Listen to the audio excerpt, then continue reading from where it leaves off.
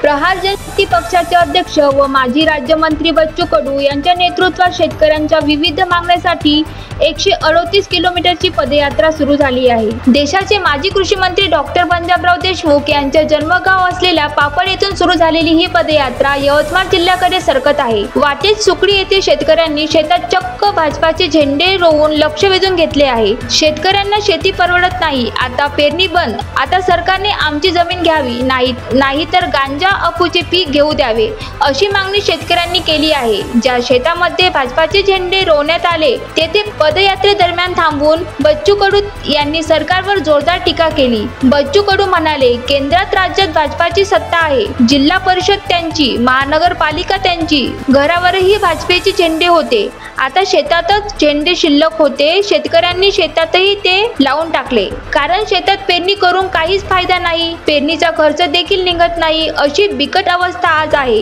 प्रति क्विंटल 3400 रुपये सोयाबीनला भाव मिळाला, 4 क्विंटल पिकली, 1 एकरात सोयाबीनला 12,000 रुपये मिळाले आणि एका एकरासाठी 80,000 रुपये खर्च आला। मग शेतकऱ्यांनी पीक घेतल्यापेक्षा झेंडे लावले तर काय बिघडले?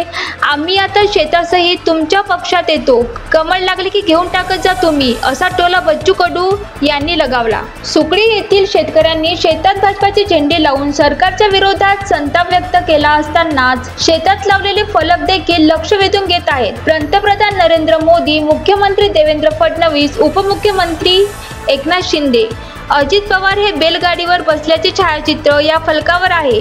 आता पेरणी करणे बंद, गोरगरीब लोकांच्या जीवावर उठलेले म्होरके, आता एकंदर गांजा अफूचे पीक, नाही तर पक्षाचे झेंडे, असा उल्लेख या फलकावर आहे। शेतकऱ्यांना कर्जमाफीचे आश्वासन सरकारने दिले होते।